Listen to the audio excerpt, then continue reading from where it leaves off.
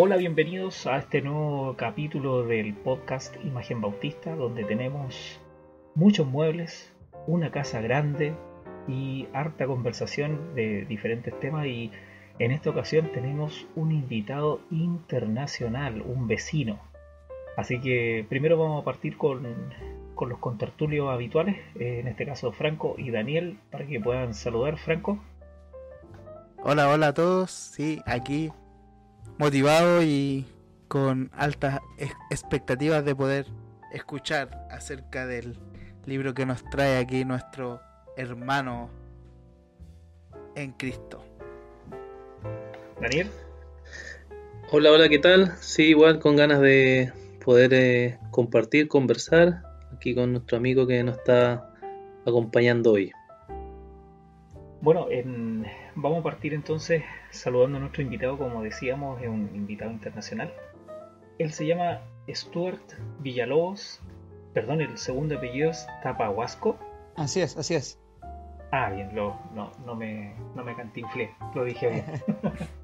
Perdón, se pregunta Frick, ese apellido es claramente el segundo indígena, ¿cierto? Sí, es quechua. Según Quechua, dicen, claro. de una realeza. Mish. Yeah. A los que después mataban. Sí, a los que después mataban, para lo que valía el título. Sí, los que mataban a los que ganaban, no al revés. Bueno, la cultura quechua tiene mucho en común también con todo el sector también del norte de Chile, así que... De mi casa, de Arica. Claro, Ah. sí, pues también Daniel es nortino. Sí, eres casi peruano. Arique. Sí, exacto. Tacna es como mi casa, así que no te preocupes. Bueno, con Stuart en esta oportunidad tenemos una conversación. Él nos va a hablar un poco también tanto de él, de donde se congrega también, y de un ministerio donde también él sirve en forma online. ¿Podrías contarnos un poco de ti, de tu vida un poquito? Bueno, ya se mencionó, mi nombre es Stuart Villalobos Tapahuasco. Tengo 27 años y tengo 7 años desde que el Señor me llamó a la salvación. Y estoy hace 5 años sirviendo en la Iglesia Bautista Reformada Sola Escritura como uno de los líderes, como uno de los maestros de la iglesia. Mi deseo y mis estudios son para el trabajo pastoral. Deseo ser pastor y estoy esperando la confirmación del Señor a través de la iglesia.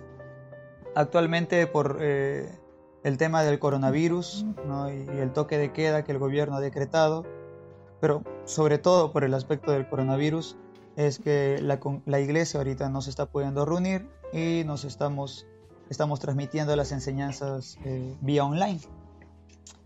Quizás algo que también pudiera comentar sobre mí, aunque no hay mucho, es que soy estudiante del Seminario Bautista Confesional del Ecuador, de donde sé que en el programa pasado entrevistaron al presidente de mi seminario, al pastor Jorge. Así es.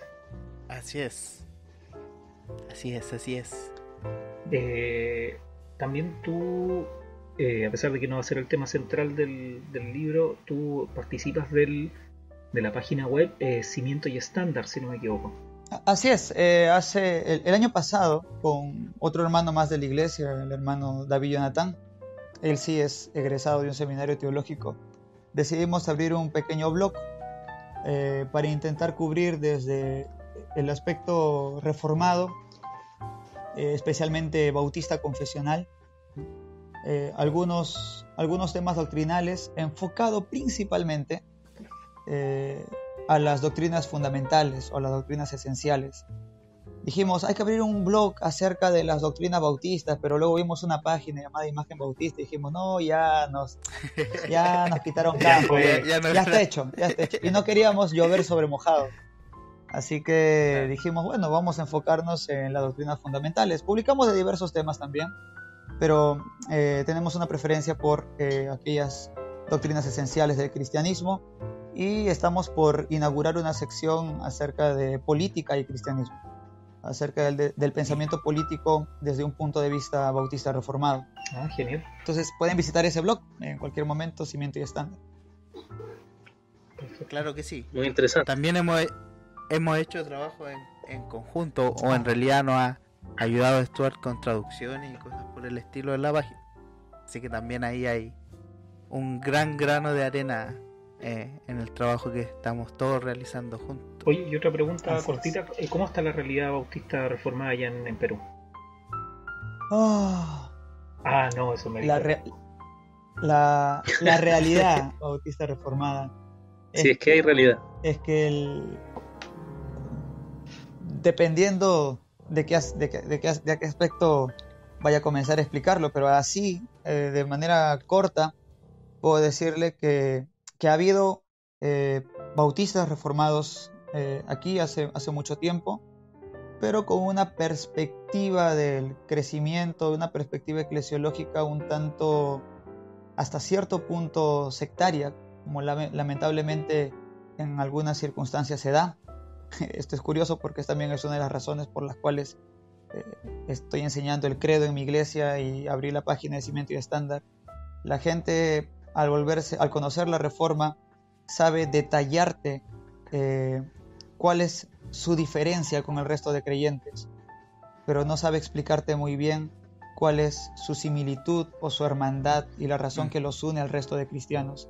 Y creo que eso ha sido, de hace mucho tiempo atrás, el impedimento espiritual para el desarrollo de los bautistas reformados acá en Perú. Gracias a Dios no todo ha sido así.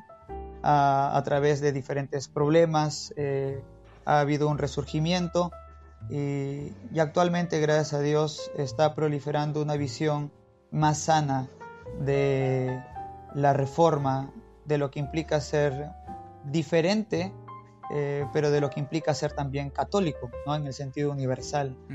Entonces, ahorita te pudiera decir que me siento como que si recién estuviéramos empezando. Mi iglesia, que fundó hace 5 o 6 años, no fue fundada por ningún misionero bautista reformado. Nosotros de casualidad, entre comillas, encontramos la confesión bautista y la comenzamos a estudiar, comenzamos a investigar, y poco a poco hemos ido aprendiendo con mucho temor, con mucha preocupación de saber si lo que estamos creyendo es esto o lo otro. Así que ese es más o menos el panorama desde lo que yo he podido observar. Perfecto, muchas gracias. Bueno, una pregunta, Stuart. Dígame. ¿Este sectarismo que tú describes tiene que ver con el tema de la separación secundaria o no? ¿Cuál era el tema del podcast? El de acá da para hablar. No, pero brevemente. De lo que yo he podido leer sobre el tema, de la fuente directa, ¿no? de la persona conocida pero que no se va a nombrar, realmente no tengo una crítica tan grande sobre la explicación de la postura. ¿Será que a veces tiendo a leer con la mejor de las vistas posibles la literatura que tengo a la mano, sea de la tradición que sea? Pero lo que sí puedo criticar es la práctica que muchos han tenido. Y es que a veces pues, una palabra puede malentenderse y la forma en la que uno lo vive puede tergiversar completamente la enseñanza. Básicamente el tema de la separación secundaria no debería generar gran problema. Toda iglesia tiende a reservar sus púlpitos para personas de su confianza doctrinalmente hablando, y separación secundaria pues está en contraste de separación primaria. La separación primaria es separación de gente que no crees que es cristiana. Separación secundaria es para separarte, separarte, dependiendo de lo que signifique separar, de aquellas personas que tú consideras que son cristianos. Así que si dices, te voy a aplicar la separación secundaria, tácitamente estás diciendo, yo creo que tú eres un verdadero cristiano. El asunto es cómo se aplica la separación, qué implica esa separación, no hablarte, no verte o no invitarte a mi culto o algo por el estilo. Creo que ahí es donde han tenido muchos problemas al guiarse un poco más por el deseo de pureza a través de un celo sin ciencia, que de la recomendación de la Escritura de que debemos tratarlos aún como hermanos y tratarnos aún como hermanos, a pesar de que creamos que tengamos algunas diferencias que puedan generar problemas a lo largo. Entonces sí tiene que ver con esa doctrina, pero diría yo que tiene que ver más con una mala aplicación de la doctrina en sí misma. Muy bien. Gracias, Stuart. Bueno, como dijiste tú, yendo al grano, como dijo el dermatólogo, como dicen por ahí, ¿de qué libro nos vas a hablar? Y háblanos un poquito del autor. Bien, el libro del cual les voy a hablar se llama De Dios y su decreto. El autor es Samuel Renningham. Para los que no conozcan el nombre y sean bautistas reformados, deshonra verdaderamente que no conozcan este nombre. Es un joven que está dando la hora, si conocen el término, que está marcando la pauta respecto a los estudios pactuales en la tradición bautista reformada. Él ha escrito ya actualmente un par de libros de manera directa, desde una perspectiva histórica uno, y desde una perspectiva no apologética, pero profundamente doctrinal, acerca de la teología del pacto. Es un autor que todo bautista reformado debe conocer. Este es un joven que no hace mucho obtuvo su doctorado. Justamente su libro, su primer libro que digamos de bastante peso teológico, fue su tesis doctoral, que se llama La Teología Federal de los Bautistas Particulares Ingleses entre 1642 y 1704. Ahí él hace una explicación magistral de la continuidad de la teología federalista o de la teología pactual de los bautistas con los reformadores, y hace un lineamiento muy increíble que la verdad recomiendo a todos que lo lean, entre los primeros reformadores, su pensamiento, y los bautistas particulares. ¿Qué más puedo decir acerca de él? Es joven, ¿sí? Lo conocí cuando fui a un seminario en Colombia. Lo conocí cuando fui a un seminario en Colombia. Es bastante accesible, es muy amable, es un hombre, no sé cómo tomen esta palabra, a mí desde que la conozco y la he estudiado me encanta. Es un hombre muy católico, muy irénico, muy ecuménico. Todas esas palabras, por favor, en el sentido más evangélico y más ortodoxo del término. Entonces, sus escritos, con excepción de su tesis doctoral, porque esto sí es información, digamos, de corte duro, sus demás escritos son bastante que te llevan a la devoción, ¿no? A veces el término devocional tiene una implicancia de poco profundo, pero no debería ser así, sino que tiene un aspecto cristológico y un aspecto práctico increíble. Y este libro del cual les voy a hablar, De Dios y su decreto, no es la diferencia. Él tiene otros libros. Él tiene un libro que se llama Dios sin pasiones, para el lector. Este es un libro donde habla acerca de la impasibilidad divina, y es un libro recopilatorio de múltiples autores reformados, presbiterianos, congregacionales, reformados de primera generación, y bautistas, acerca de la impasibilidad divina. Tiene otro libro que es una versión de este libro sobre la impasibilidad, pero más para clases de estudio dominicales, más de corte pastoral.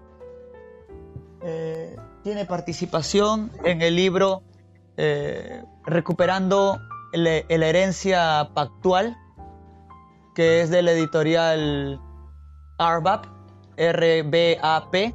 Pueden buscar en internet, Reformed Baptist Academic Press. Hay una editorial bautista reformada, académica bautista reformada. Bueno, esa es la bibliografía actual que tiene. Su único libro en español actual es este, De Dios y su decreto. Bueno, de hecho, él habla muy bien el español. Sí, aunque se cansa rápido, pero sí, habla muy bien el español. Él mismo fue el que hizo la traducción de este libro, De Dios y su decreto. Excelente.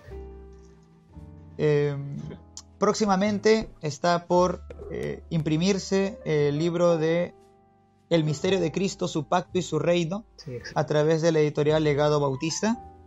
Ese libro ya está en últimas revisiones, ya está completamente en español, ya está por salir y está en últimas revisiones. Así que invito a los seguidores del podcast a que estén siguiendo la editorial Legado Bautista por Facebook. Así es, nosotros aquí ya hemos tenido el privilegio de hablar de 2 de los libros ya publicados de la editorial, así que nos sumamos a la recomendación a que puedan seguir la editorial y estar atentos a las noticias. Bien. Y como mencionabas, también hablamos de uno de los libros de Sam en uno de los episodios. Excelente. Ajá. Entonces, de frente al libro que nos toca. Cuéntanos un poco la idea general del libro y cuáles serían como el tema central, la tesis central del libro y lo que busca expresar. Está basado, supongo, una suposición mía, en el capítulo 3 de la Confesión, ¿o estoy equivocado? Así es, este pequeño libro de tan solo 137 páginas de mucho poder, es una explicación breve del capítulo 2 y el capítulo 3 de la Confesión Bautista. De hecho, si uno quisiera explicar esos capítulos en su iglesia, debería necesariamente leer este libro para poder entender correctamente el pensamiento detrás de las palabras de la confesión. Este libro consta de 11 capítulos, está dividido en 3 partes. La primera parte acerca de Dios y su unidad, la segunda parte acerca de Dios en su Trinidad y la tercera parte acerca de Dios y su decreto. En la introducción de este libro, él habla que el desarrollo de este se dio al enseñarlo en el seminario, y expresa su gratitud al pastor Jorge Rodríguez, por ejemplo, Javier Martínez de Colombia, Ángel Obed Rodríguez con la ayuda editorial y los estudiantes del módulo de teología en Fasagasuga en Colombia, donde se dictó por primera vez esta clase de acerca de Dios y su decreto, de donde proviene este libro. Bueno, cada capítulo o cada sección tiene una médula, ¿no? Creo que el título lo expresa bien, de la parte número 1, acerca de Dios y su unidad. Nos va a hablar acerca de los atributos de Dios, acerca de la esencia de Dios, aquellas cosas que son comunes dentro de la Trinidad. Y en el capítulo 2 o en la sección 2 nos habla acerca de las relaciones intratrinitarias. Y en el capítulo 3 acerca de las expresiones extratrinitarias de Dios, ¿no?, a través de sus decretos.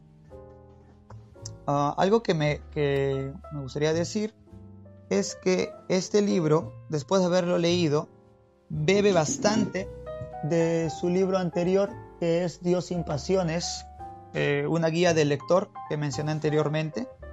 Este libro es del 2019 y el anterior libro que mencioné es del 2015. Este libro de Dios y su decreto está lleno de citas de reformadores, citas que usted no va a poder encontrar en español en otro lugar, pensamientos profundos que usted no va a poder hallar en otro lugar en español, algunos traducidos directamente de latín, o algunos encontrados directamente por él.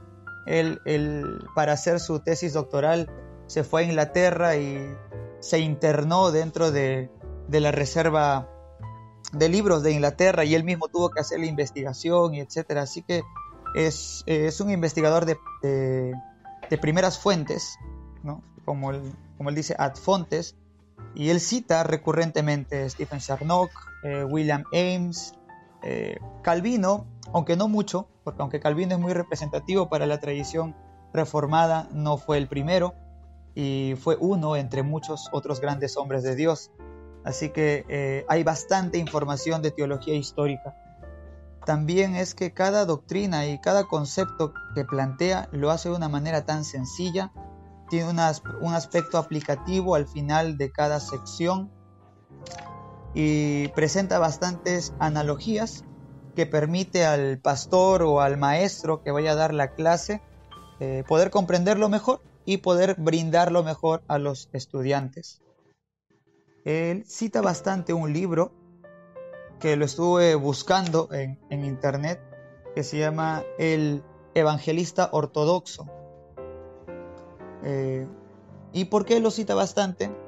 Porque tiene justamente la intención, como mencioné, la cantidad de hojas no es un libro muy grueso, tiene la intención de presentar la doctrina completa de Dios y su decreto, de tal manera que pueda servir para cualquier evangelista o cualquier miembro de la iglesia que necesite comprender de manera profunda estas dos doctrinas que son fundamentales para la ortodoxia cristiana, a fin de que pueda usarlo en su enseñanza constante o en el evangelismo diario y para su propio beneficio espiritual en sus devocionales. No sé si alguno de ustedes, Franco o Daniel, tienen alguna pregunta.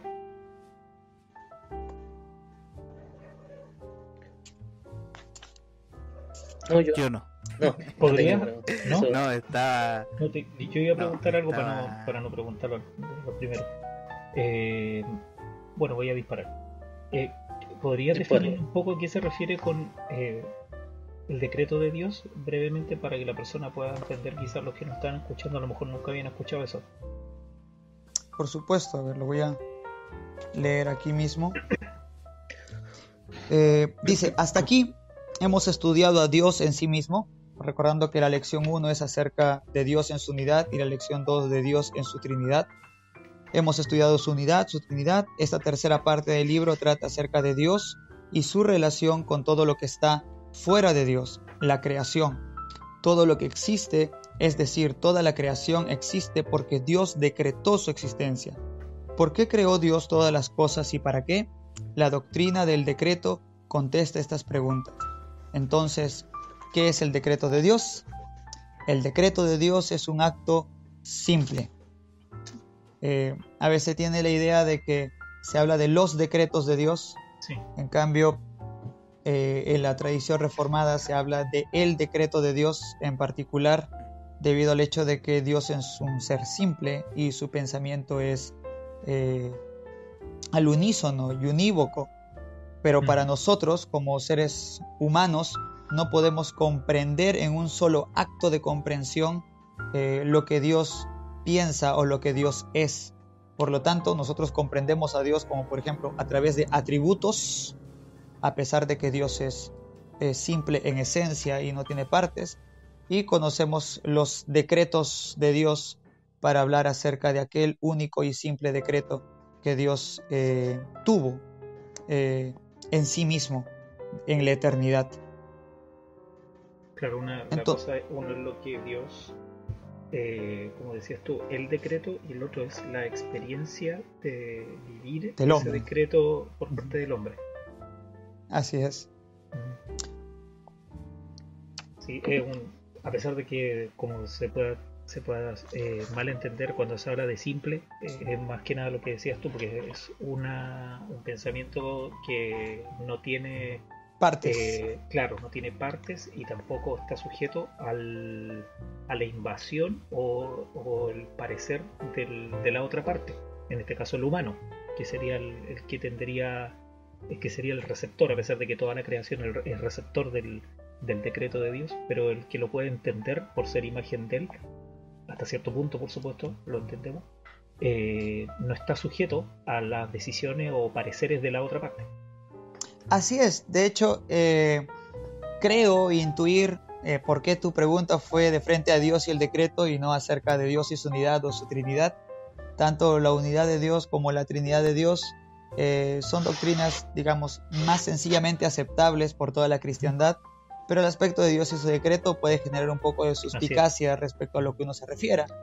Y sí, algún pastor que recién está conociendo la doctrina de la Reforma tiene algún tipo de problema respecto a la libertad humana y el decreto de Dios, o respecto al pecado y el decreto de Dios, entonces este libro nuevamente es para esa persona. Tiene una explicación bastante sencilla, bastante ortodoxa acerca de las relaciones entre el decreto entre el decreto de Dios, la predestinación y el libre albedrío.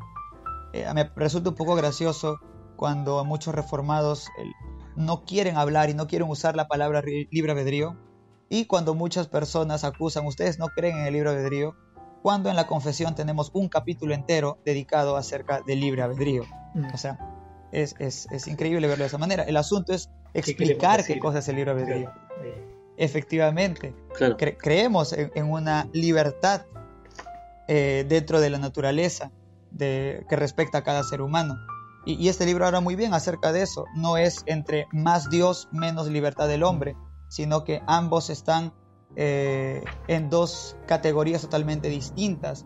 Dios siendo trascendental y permeándolo todo, y el hombre simplemente viviendo a través de su experiencia, a través del tiempo, a través de las cosas que él sabe que está realizando al momento. Entonces no hay punto de comparación ni discusión. Sí, una pregunta se me ocurría ahora ya que estaba hablando sobre el tema de predestinación. Uy, Recordé... este no va a acabar este podcast. No importa. Sí. Estaba pensando si el libro comentaba algo sobre el tema de la doble predestinación, de la elección de los escogidos y los réprobos, que a veces siempre se dice, ¿cierto?, que es activa para los elegidos y pasiva para los réprobos. ¿Algo de eso comenta? Sí lo hace. Cuando habla acerca de la predestinación, una de las primeras cosas que resalta es la diferencia entre decreto y predestinación. Tienen que entenderse que por definición teológica se hablan de cosas distintas. El decreto para todo el aspecto general de la creación y cada cosa que acontece, y la predestinación enfocado únicamente en aquel pueblo que ha sido escogido para salvación. El decreto, déjame buscarlo, ahí veo que lo tienen también ahí en la pantalla.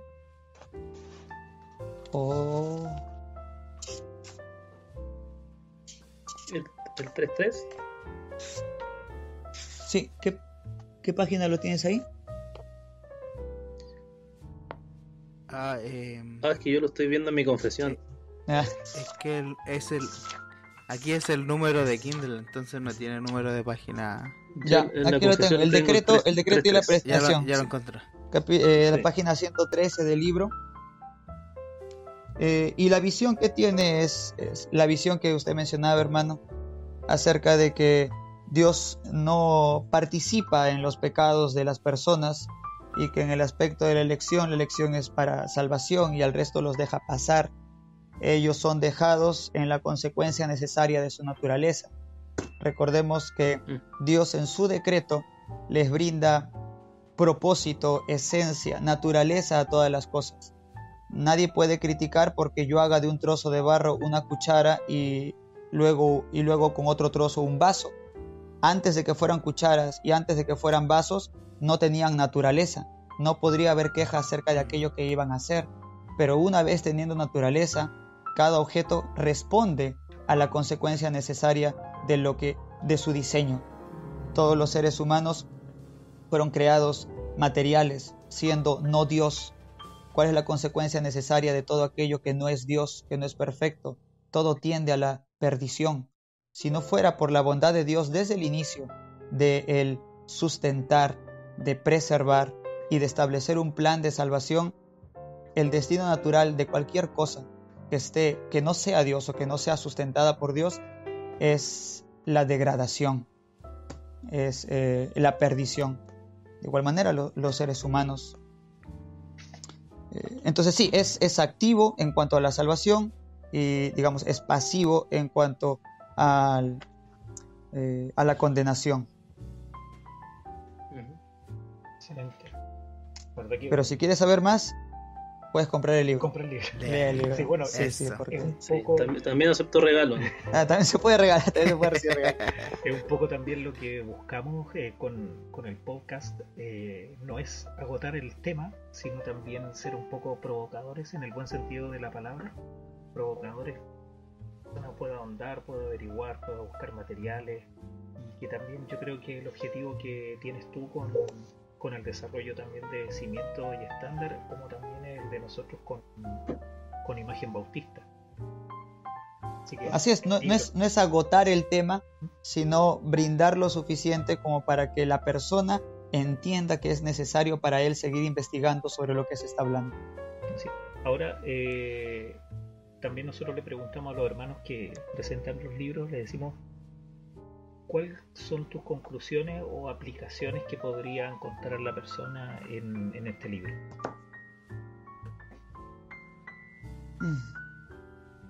Las conclusiones que pueda hallar, bueno, está en la última hoja, dice conclusión. Pero Gracias. las aplicaciones que yo puedo sacar de este libro. Sí.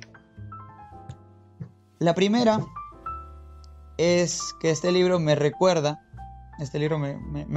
y te lo va a decir en diferentes páginas, en varias oportunidades, el hecho de que toda doctrina tiene un efecto práctico.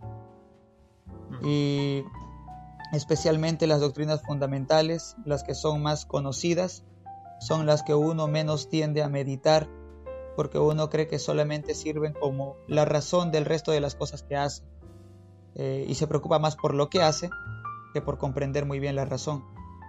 Este libro, especialmente para mi caso, en el aspecto de Dios y su unidad, acerca de la simplicidad divina, me ha permitido disfrutar un poco mejor acerca de la comprensión de la simplicidad. No solamente leerlo y poder entenderlo hasta donde pueda entenderlo, de verdad es un tema bastante complicado el tema de la simplicidad, pero aún así me permite guiarme, o mejor dicho, me guía hacia la devoción, hacia la adoración del Señor. Y creo que ese es uno de los puntos más fuertes. Las citas que les mencioné acerca de los teólogos de la Reforma, de Heinrich Bullinger y otros tantos, no son citas simplemente de una declaración teológica y ya, sino son de una declaración teológica en el sentido puritano, o sea, de lo que te permite el arte de vivir para Dios. Son citas que siempre llevan una nota devocional acompañadas a su explicación doctrinal. Al leer esto, si lo lees varias veces, te vas acostumbrando. Y yo ya tuve la oportunidad de explicar alguna vez el capítulo 1, el capítulo 2 y 3 de mi confesión, pero al leer este libro he podido explicarlo nuevamente a otros hermanos desde un punto de vista más devocional y decirle a los hermanos, oye, coge tu confesión para que conozcas tu doctrina. No, oye, ¿qué tal si coges tu confesión y haces un devocional línea por línea con los textos bíblicos que vienen ahí? Y le doy ejemplos ayudado de este libro y frases de los reformadores que se encuentran acá. Excelente. Buenísimo. No sé si, chicos, ustedes tienen alguna acotación o pregunta o aplauso. Aplauso para... Aplausos, sí, absolutamente. Porque yo iba a preguntar por qué sería importante o relevante para leer este libro, pero quedó más que claro, o sea, poder estudiar y disfrutar de conocer en lo posible a Dios. Maravilloso. Esa es una de las características del pastor Sam. Él ya es pastor. Su libro que va a salir también tiene ese mismo toque. Y cuando yo hablé con él me dijo que esa es su intención. Aunque pudiera estudiar mucho y ser conocido por un hombre muy estudioso en historia bautista o tradición bautista, él dice que su mayor preocupación es la aplicación pastoral, porque esa era la mayor preocupación de los bautistas cuando hicieron todo lo que hicieron y sacaron su confesión. Si hablaron acerca de eso, la confesión nació para poder retener la herejía de otro pastor que se estaba desviando, Thomas Collier, y tenía esa intención de detener la herejía y poder guiar a sus miembros hacia una adoración completa y ortodoxa del Dios Trino. Entonces es básicamente un volver al espíritu bautista y es algo refrescante después de leer tantos blogs de bautistas que les gusta pelearse con presbiterianos y con todo el mundo, y que yo soy reformado y que tú no eres. Muchas Stuart, la verdad que muchas gracias por recibirnos, por permitirnos estar contigo, compartir de este tema fascinante. Nos dejó, una vez más, cada libro que compartimos con algún hermano que también nos comparte de sus impresiones, siempre nos deja con gusto a poco, pero en el buen sentido, para poder seguir profundizando. Te agradecemos tu tiempo, que Dios te bendiga a ti y tu familia, tu congregación también, que siga prosperando, que siga creciendo. Y bueno, Gracias. como decías tú también, que Dios permite que esto pase luego, y sabemos que esto, tomando las palabras del libro y de nuestra confesión, está decretado por Dios, y si está decretado por Dios, está bien. Amén. Para nuestra santificación. Así es. Así Muchas es. gracias. No sé, si quieres despedirte, dejar algún saludo también en el podcast. Bueno, decirles gracias por invitarme, gracias por permitirme hablar acerca de este libro con ustedes, de poder conversar, y un saludo para todos mis hermanos chilenos que me puedan estar escuchando. Por lo menos mi congregación, mi persona está orando por el país vecino de Chile, por Ecuador. Hace no mucho hemos tenido un ayuno congregacional y hemos estado orando por las iglesias, se apuntaron todos los nombres de pastores, y ahí estaba Daniel Valladares ahí encabezando la lista. Así que Gracias, hermano. estamos siempre en esa preocupación. Una vez más, espero que de repente no sea la última vez que me invitan a su programa. Amén. Y esperen Serán muchas más. mi invitación para mi podcast también, Cimiento y Estándar. Espero que puedan participar. Genial. Así que Oye, Dios les bendiga, hermanos. sí, oye, Stuart, yo espero que algún día ir a Perú a comer esas fotos de comida que muestra siempre. Una ají de gallina, el pisco peruano. Sí. Y el pisco chileno, obviamente. Ya voy. No, hermano, puede, cuando venga, hermano, para mí va a ser un gusto darles un tour por acá, un pequeño paseo, y invitarles de la rica comida que sé que añoran. Claro, sí, muy rica la comida peruana. Yo como ariqueño sé que es rica, sí. Ya, Franco, para que se despida usted y se despida después Daniel. Ya pues, muchas gracias, Stuart. Me sumo a las palabras de Carlos. La verdad es que ha sido un privilegio poder escucharte, conversar y saber de este libro que está ahí a disposición. Y invitar a nuestros amigos también, hermanos que nos escuchan, a que puedan seguir escuchándonos y también visitar Cimiento y Estándar y ahí ver todo el material que Dios le ha permitido poder poner a disposición a Stuart, a nuestro otro hermano allí, y eso, que podamos seguir en contacto y bendiciéndonos mutuamente. Bueno, gracias, hermano, una vez más por escucharnos, y también a Stuart, una vez más agradecido por su hermandad y amistad, también por orar por nosotros como chilenos. Nosotros también oramos por los hermanos en Perú, y también los hermanos que nos escuchan. Bueno, siempre dejarlos invitados a seguir participando en este podcast. Muchas gracias por escucharnos y nos vemos en el próximo capítulo.